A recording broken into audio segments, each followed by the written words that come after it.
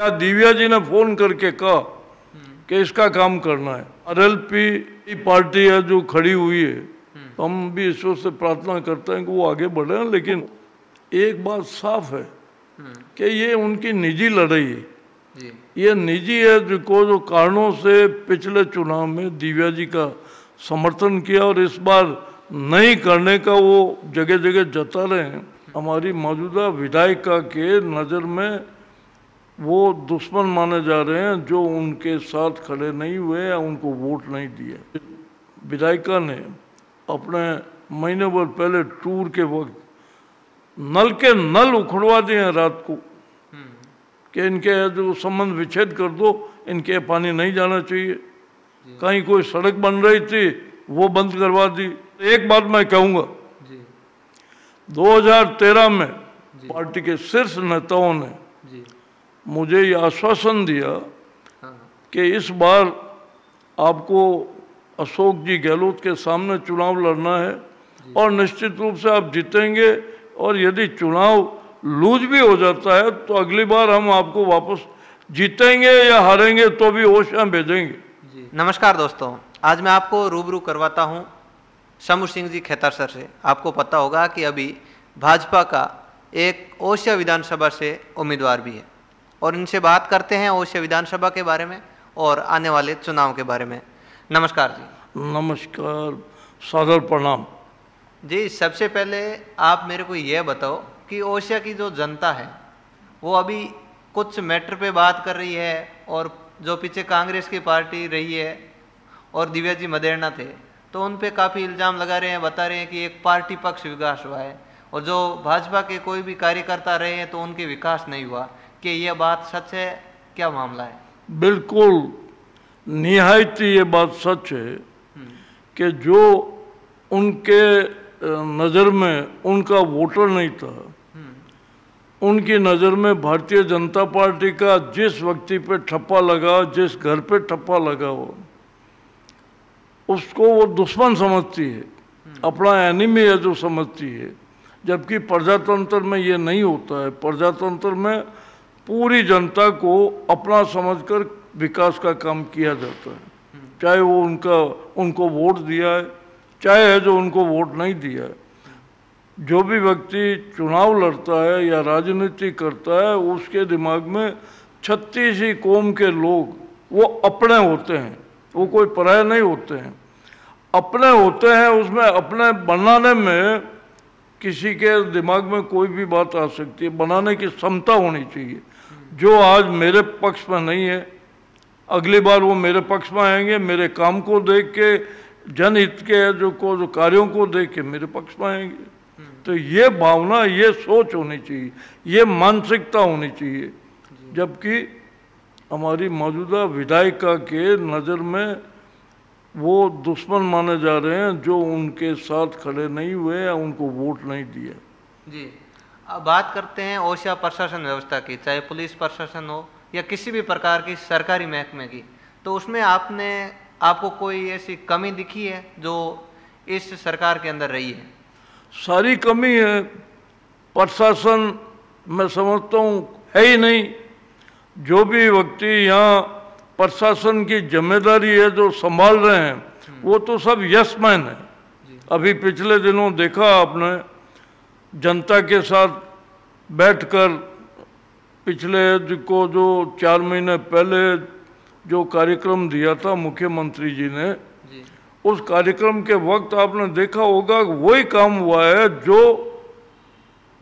कांग्रेस का ठप्पा लगाकर उनके सामने आया। या दिव्या जी ने फोन करके कहा कि इसका काम करना है, उसी को जो कोई पेंशन की व्यवस्था हुई, उसी के लिए कोई बिजली की व्यवस्था हुई, उसी के लिए कोई नल की व्यवस्था हुई, या आवागमन के लिए कोई सड़क की व्यवस्था हुई।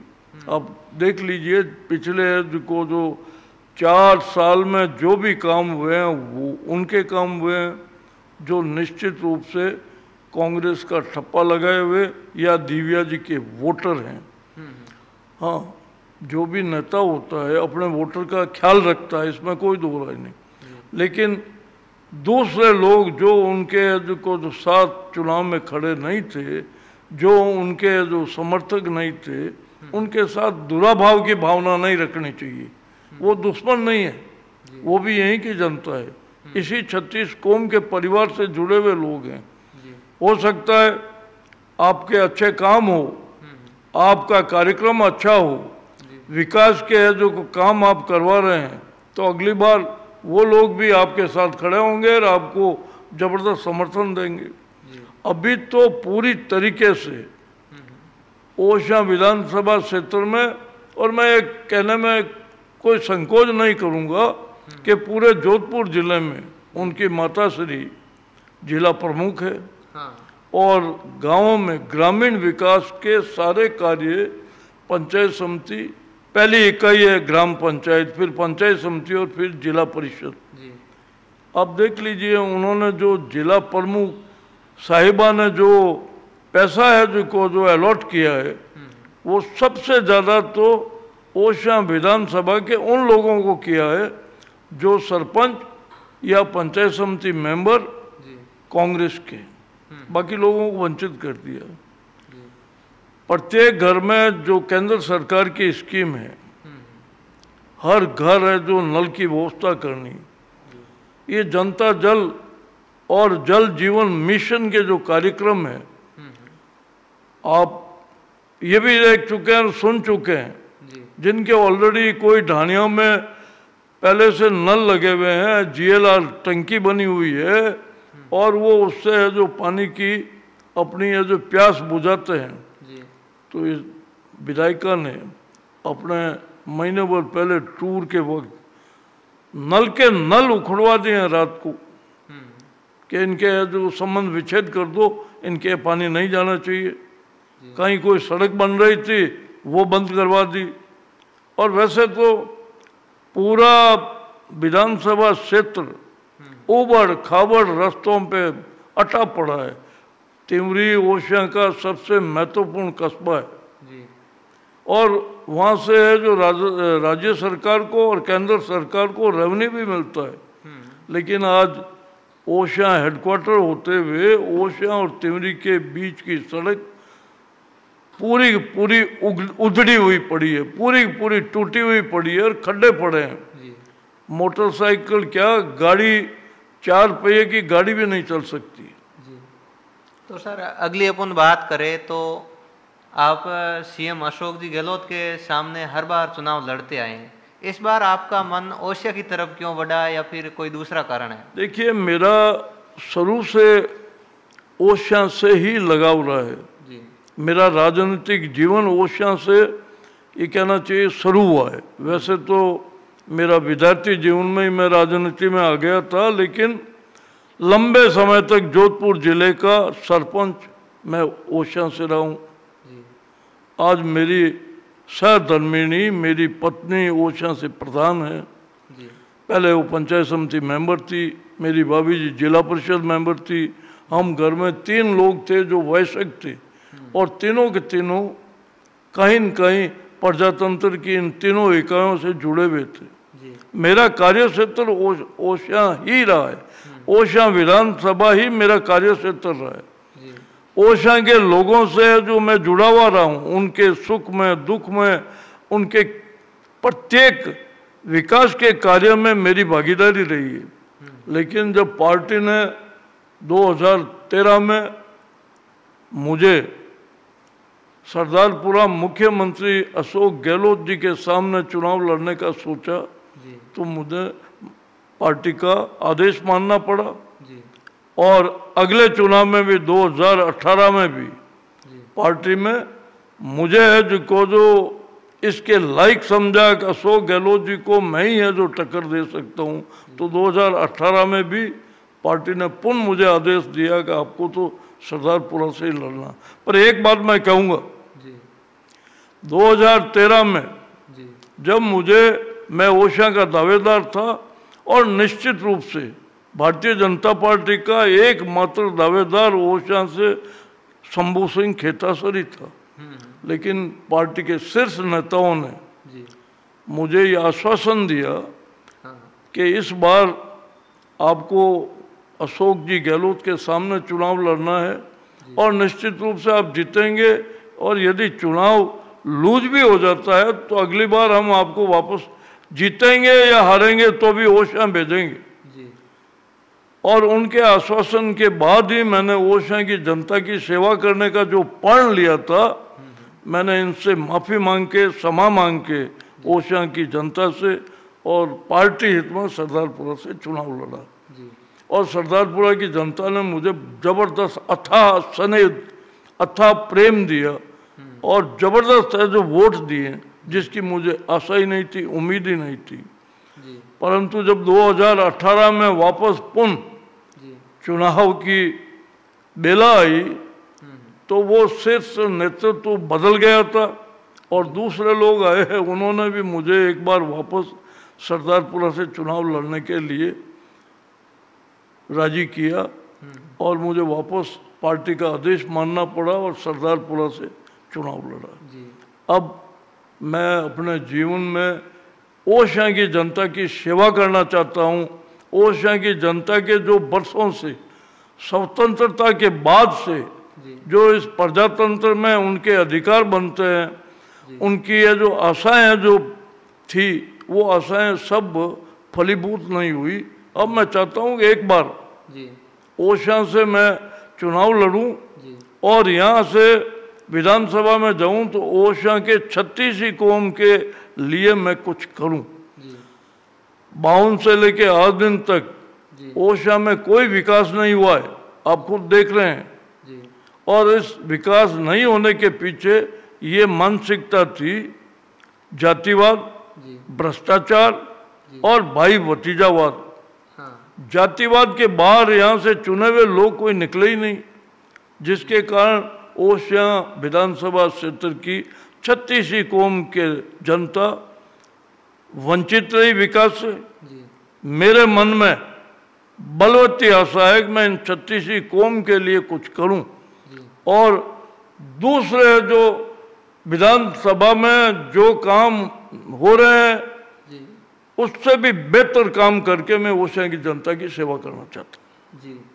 अब पिछले दिनों 13 तारीख को एक प्रोग्राम भी हुआ था, बहुत ही भव्य प्रोग्राम हुआ, तो उनको देखे तो लोगों ने बताया कि ये एक शक्ति प्रदर्शन भी है, तो इस प्रोग्राम के बारे में आप क्या कहोगे? देखिए, कोई शक्ति प्रदर्शन नहीं था, ये जनता का स्नेह और प्रेम है। जी। जनता ने मुझे अभी जो चुनावी वर्ष है और चुनाव बहुत नज़दीक आ गए हैं तो ये जताने के लिए कि हम आपके साथ हैं। जी।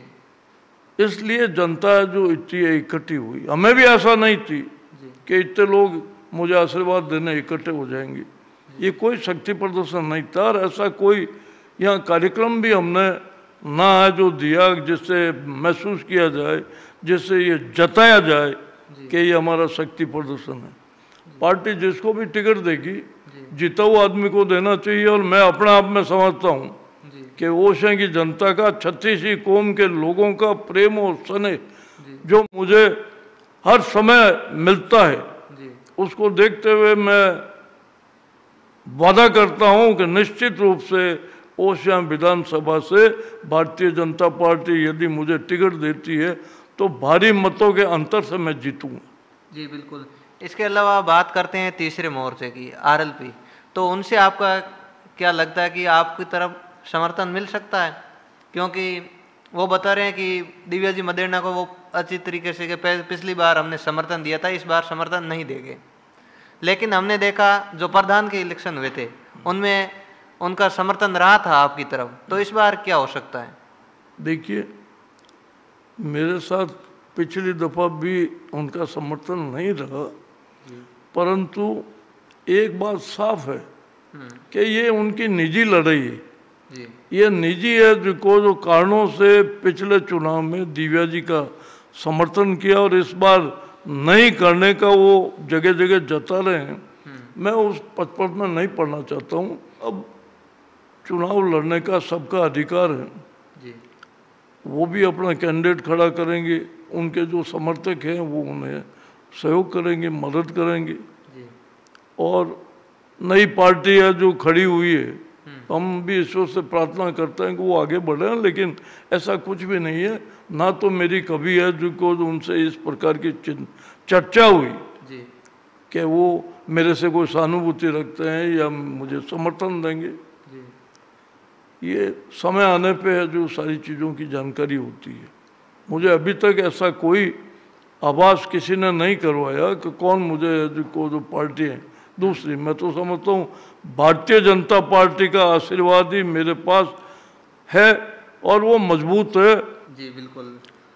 और मैं आपसे एक बात और पूछना चाहता हूँ। जी पूछिए। जी, अब आप इस क्षेत्र के अंदर आ गए हैं फिर से ओसिया में, तो आप एक जनता के लिए वो महत्वपूर्ण बात बताइए जो जब आपकी पार्टी यहाँ पे फिर से परचम लहराएंगी तो आप जनता के लिए एक विशेष कार्य करेंगे। निश्चित रूप से ओसिया में कई वादे हुए थे 52 से लेके जो आज दिन तक। जो भी जनप्रतिनिधि चुनाव लड़ने के लिए बाएं फैला के आए तो उन्होंने जनता से बहुत वादे किए। जब नहर निकली उस समय ओसिया की जनता से ये वादा था कि ओसिया क्षेत्र आधा सिंचाई में इस नहर से लाभ लेगा। और उस समय के आप अखबार देख लीजिए, उस समय के भाषण देख लीजिए नेताओं के, उस समय के उनके जो जगह जगह आश्वासन है जो याद कर लीजिए, सब जगह यही बात थी कि जो नहर निकल रही है उससे ओसिया विधानसभा का आधा क्षेत्र इस नहर से लाभान्वित होगा सिंचाई को लेके। बाकी पीने के पानी की तो घर घर व्यवस्था होगी, लेकिन आज हम उससे वंचित हैं। सिंचाई तो 1 बीघा जमीन में नहीं हो रही है राजस्थान कैनाल से, तत्कालीन राजस्थान कैनाल, आज इंदिरा गांधी नहर हो गई।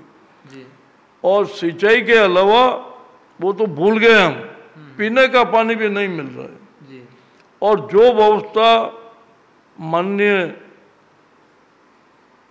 मदेरणा जी के समय, जब मदेरणा जी पीएचडी मंत्री थे, उस समय जो व्यवस्था यहाँ हुई है वो भी देख लीजिए आप। कहाँ कहाँ जो उन्होंने नहर को घुमाया और कहाँ कहाँ पाइपलाइन को घुमाया है, कहाँ कहाँ ओवरहेड टैंक बने हैं। जहाँ जरूरत थी वहाँ है जो उन्होंने जरूरत को साकार करने के लिए कुछ भी नहीं किया। जहाँ जरूरत नहीं थी वहाँ करोड़ों रुपए खर्च करके वहाँ जीएलआर, वहाँ ओवरहेड टैंक, वहाँ है जो बड़े तालाब पानी से लबालब भरे हुए हैं और वो पानी बेकार जा रहा है, जहाँ जनता को कोई लाभ नहीं मिल रहा है। न्याय नहीं हुआ, कतई न्याय नहीं हुआ। और मैं चाहता हूँ ओसिया की जनता के लिए यदि मुझे नेतृत्व मिलता है, राजनीतिक नेतृत्व, पार्टी का आशीर्वाद, तो निश्चित रूप से ओसिया के छत्तीसी कौम के लिए मेरे मन में जो विकास की बात है, जो विकास का प्लान है, वो निश्चित रूप से मैं पूरा करने का भरसक प्रयास ही नहीं, मैं वादा करता हूँ वो पूरा करूँ। जी, जैसे अपन बात कर रहे हैं अभी चल रही है कि 200 यूनिट फ्री है, 100 यूनिट फ्री है, बिजली फ्री है, लेकिन दिन भर और रात में कटौती ही कटौती रह रही है और किसान परेशान है। इसके बारे में आप क्या कहोगे? बिजली तो मिली नहीं है, किसान को क्या, जो घरेलू बिजली है, जिनका अधिकार है बिजली लेने का, उनको भी नहीं मिल रही है। सरकार ने तो कई वादे किए थे कि 48 घंटे में 48 आवर्स में जला हुआ ट्रांसफार्मर बदलेंगे, लेकिन 48 दिन में भी नहीं बदला जा रहा है। और बिजली कटौती क्या है, बिजली तो बिल्कुल ही बंद है पिछले कई दिनों से। कई कई गांव वंचित हैं, केवल बच्चों की पढ़ाई के लिए भी हम मांग कर रहे हैं, वो भी नहीं मिल रही है। कुछ महीनों पहले जब एग्जाम थे उस समय हमने बलवंती है जो आवाज के साथ, मजबूत आवाज के साथ सरकार से मांग की थी कि कम से कम बच्चे जो पढ़ाई है जो करना चाहते हैं उनके लिए बिजली उपलब्ध करवाओ। सिंचाई के लिए तो किसान बर्बाद हो गए, वादे कई किए सरकार ने, एक भी वादा पूरा नहीं हुआ। इस क्षेत्र को तो उन्होंने बिजली के मामले में बिल्कुल वंचित रख दिया है। और निश्चित रूप से मेरे प्राथमिकता में ये बात है कि ओसिया विधानसभा की जनता के लिए मैं बिजली की माकूल व्यवस्था करूंगा यदि मेरे हाथ में पावर आ गया तो। जी बिल्कुल, बहुत बहुत धन्यवाद। तो दोस्तों हमारे साथ में थे शंभू सिंह जी खेतार सर, और आपको जो भी ओसिया की विधानसभा थी, ओसिया के आसपास की जो बातें थी वो आपके साथ में शेयर की। वीडियो अच्छा लगे तो एक बार शेयर जरूर करना। मैं राकेश गोदारा, आप देख रहे हो RCR मीडिया प्लेटफॉर्म। धन्यवाद।